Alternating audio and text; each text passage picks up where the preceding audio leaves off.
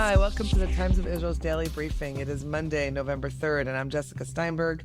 Before we begin today, I want to mention something special we're offering at Times of Israel, a series of Israeli documentary films that you can watch from home with English subtitles. After watching each film, you can ask questions directly to the filmmakers in exclusive Q&A webinars that we host. It's called DocuNation, and it's available to members of our reader support group, the Times of Israel community. For more info, just go to timesofisrael.com/films. That's timesofisrael.com/films. Okay, back to our podcast. I'm speaking today with political correspondent Tal Schneider and environmental reporter Sue Surkes. Haven't had either of you in a while, or at least not with me, so it's good to see you. Good morning. Morning. Hi, Jessica. Hi there. It is day 759 of the war. The remains of deceased hostages, Colonel Asaf Hamami, Captain Omer Nutra, and Staff Sergeant Oz Daniel, were returned to Israel Sunday night, leaving 8 dead captives in the Gaza Strip. All 3 of these soldiers were killed on October 7th, their remains taken captive to Gaza. Ex-IDF legal chief Major General Yifat Tomer-Yerushalmi, who resigned from the IDF last week over the Sde Teiman scandal, went missing on Sunday evening for several hours before being located alive and well. We will talk about marking 30 years since the assassination of Yitzhak Rabin in 1995. We will also talk about pollution and clean air complaints in the West Bank and nearby, and the most polluted city in Israel, Hadera. Stay with us.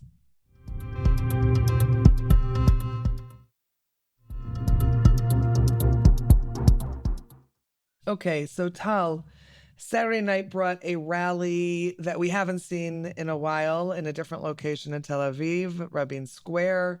Some 80,000 people were in attendance, according to police, and we're a day away from November 4th, from the day that we mark the assassination of Yitzhak Rabin, Prime Minister Yitzhak Rabin. 30 years is a long time, and I know that at the rally, a lot of different subjects were spoken about, and I want to let you get into it. What does this moment bring to us? What are we thinking about?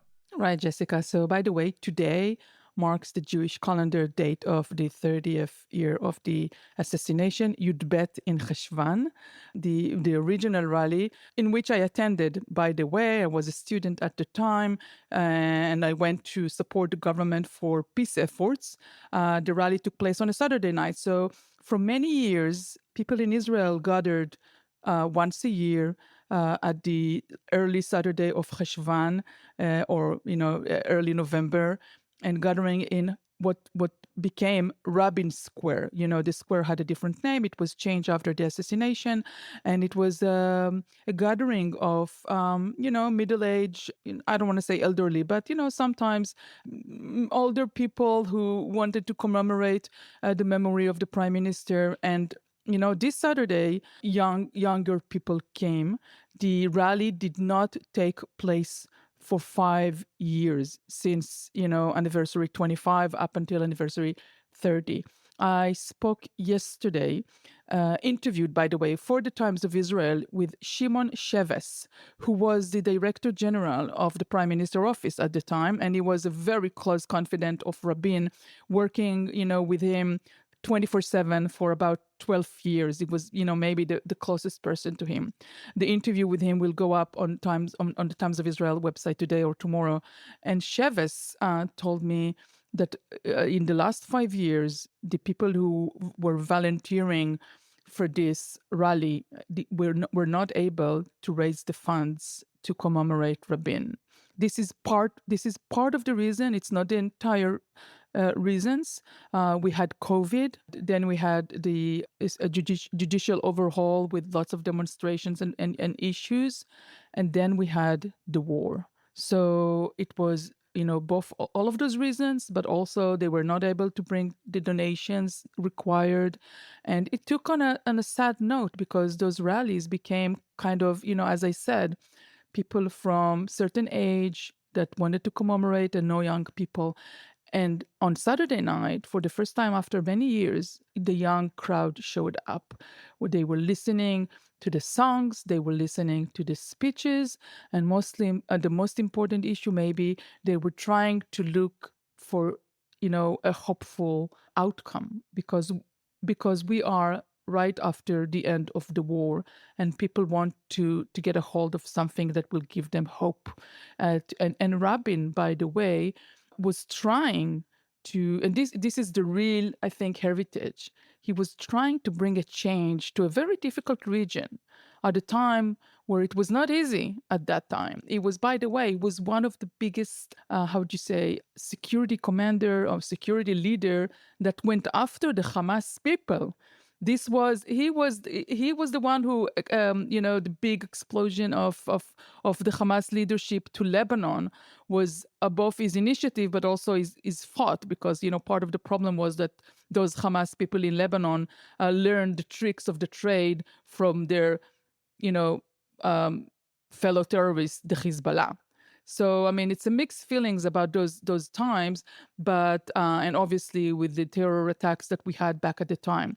But one of the biggest thing is that, we are still under terror attacks, and it doesn't matter who is in the leadership. We are suffering from this, anyhow, and it's time to stop blaming Rabin for all of the terror attacks that we went through on those years, and focus on the changes that he was trying to bring on. And this was the message on this very important rally that took place last Saturday night. Okay, thanks, Tal.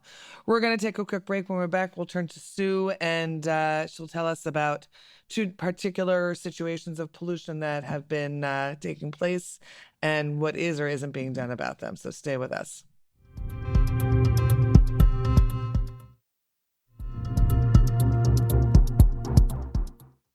Okay, so Sue, one of your recent pieces deals with, in a sense, the West Bank. Lack of landfills, unreliable public services, and West Bank Palestinians have often resorted to burning their garbage by the side of the road, which obviously creates terrible fumes, terrible air pollution. And now there are complaints about Israelis who, I guess, live nearby and can smell it. And what is the government actually doing about it? So tell us about that. Well, first of all, along the Green Line, which separates Israel and the West Bank, this problem has been going on for over 20 years. It's not new. It sounds a bit like Lag BaOmer every night, in terms of what gets into, people who are particularly living in older buildings are unable to seal their windows. People in newer buildings are stuffing wet cotton wool, in the spaces every night. One of the reasons, as you rightly say, is because public services are so poor, and because in the northern West Bank, in northern Samaria, where the problem is most acute, there is only one dump, one landfill, and that's near Jenin. And that's a long way for people to travel. And so to save money and to save time, and particularly when nobody's looking in all events, they will dump the trash. It's mainly household trash, but also cuttings from trees. We're now in the olive harvesting season. And, if you imagine that there's also a few tires thrown in and a bit of electrical stuff, it really, really smells bad. And the piles get bigger. And if they get really big, they can start imploding from the inside, in which case you can't even put them out with the usual fire engine equipment. You have to bury them in dirt, which is a complex procedure. It's not clear who's setting fire to them. It doesn't really matter. This month, October, we're already into November. In October, there was a record number of complaints to an organization called Citizens for Clean Air, an incredibly professional, not-for-profit organization. They had about 1,800 complaints, whereas in August it was 610. And these complaints were not only coming from the Green Line this time, they were coming from as far afield as Kiryat Ono, Petach Tikva, and even Tel Aviv. In other words, it's a problem in that whole central area now. And one of the complicating issues is the division of responsibility, because you've got the Environmental Protection Ministry in Israel, but it doesn't have authorization to deal in the West Bank, where you've got the civil administration, which has its own environmental unit, but the inspectors are limited everywhere. And you also have a lot of waste burning in Israel, primarily in the Arab sector, which just adds to the problem. So I spoke to somebody in Harish, which is a new city right on the Green Line. which suffers from the fires in the West Bank, but it also suffers from fires in Bakal Gharbiya, which is kind of next door and on the Israeli side of the Green Line. Right. Now, in terms of what the government is doing, in 2023, the government decided to set up an interministerial committee to draft proposals for dealing with this issue. Since then, basically, everybody's been blaming everybody else. But it turns out, or it seems, that the Defense Ministry was the one that was dragging its feet. It took a long time to comment on a draft. We're not near any kind of approval yet, but the Environment Ministry has been kind of had the jitters since this issue became public again. The Environmental Protection Minister went to see a pirate dump and was obviously filmed and photographed. And tomorrow, the Environmental Protection Ministry will be publishing the main points of the plan to kind of get the momentum going. The problem is that if there's no budgets, nothing's going to be done anyway. There is a unit now within Israel called Yanshuf with 14 inspectors whose sole responsibility is to look for these fires and put them out. Clean Air, the Citizens for Clean Air wants that to be boosted and wants the same kind of unit in the West Bank, and rightly says there is no single government authority that's dealing with this issue. And I should just add that according to the Environment Ministry, 75% of the carcinogenic, cancer-causing pollution in the air comes from waste fires, and 27% of particulate matter. That means there are tiny particles, you can't even see them, that of dust and soot and that kind of thing. And they're responsible, apparently, for 4,700 premature deaths a year in Israel. The figures don't include the West Bank. If you compare that, that's 10 times the number of traffic accidents. It's even more, I think, than the people who've been killed since October 2023. It's an enormous number. Right. And yet nobody really, has dealt with it to date. So we just have to wait and see what happens tomorrow after the publication of the main points of the plan, and then see if anybody's going to put some money into it. Right. Put something behind it. Okay. Different kind of pollution issue. Hadera, which is, I did not know, considered the most polluted city in Israel.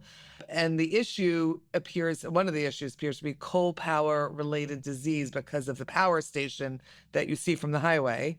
So tell us what's been happening with that. There's plans, I imagine, that the residents want to get it closed down, and what's happening with that? It's not only the residents, it is Israel's iconic power station. Anybody who's driving north passes it. There are 4 chimneys, and I'll bet that you thought that the one that pumps out smoke was the one with the coal in it. But actually, the one that pumps out the smoke is pumping out water vapor. It's the most modern chimney. It has pollution filters. The tallest chimney is what the modern one has replaced, so that's not functioning. And then there are another 2, which were described at a Knesset Environment and Interior Affairs committee meeting last week as the silent murderers, because they have no filters and they're just pumping, awful things into the air. Now, there was a government decision in 2018 to close the certainly the coal stations by 2022. The Energy Ministry then extended that to 2025. Now the Electricity Authority wants another 3 years. And Noga, which is the systems operator, which actually runs the electricity system and decides which power stations are going to be supplying at any given time, wants another 10 years. But on the other side, the Electricity Authority has been saying for years, we're not going to put expensive filters into the 2 silent murderers because it's soon going to close. And they actually showed pictures from the Hefziba neighborhood, one of the neighborhoods of Hadera, which reminded me of pictures from the city where I grew up in the UK, an industrial city, of a toddler who'd just been picked up after crawling on the floor, and his legs were black, of a cloth which had just cleaned the windows, which was black. You do not expect these things in Israel in 2025. This is going back to the Industrial Revolution. All these particles are going into people's lungs. There have been a number of epidemiological studies over the years which put the number of premature deaths just from coal dust inhalation to anything from 50 to 250. in that area. Now we're also talking Pardes Chana. We're talking that whole area which actually goes up to Harish. It's the same kind of area. And, listen out, Prime Minister and Prime Minister's wife. Caesarea is very close. That whole area is being intensely polluted. Now, there's not only the issue of the coal, there is a massive gas station that's been built there called OPC. And the government recently decided, after dropping it, to come back and approve the construction of another massive gas station there, which will be called OPC2. Why did they decide to put it there? Because they can use the same piping, and so it's cheaper. And then in the whole area, there are various gas stations being put up. So, it's really become a kind of black hole. Most people think that Haifa's the worst place, but it turns out that Hadera is the most polluted. And that was according to Environmental Protection Ministry figures published, a year or two ago. So, big problem. Yeah. Okay. Thanks, Sue. Definitely a big problem. Thank you, Sue, and thank you, Tal, for being on today's Daily Briefing. It's been good to have you both. Pleasure. Thank you, Jessica. Sure, and thanks for listening to the Times Visuals Daily Briefing. We'll be back again tomorrow with another installment. This episode is produced by the Podwaves. Until next time, take care and be well, and have yourselves a good week.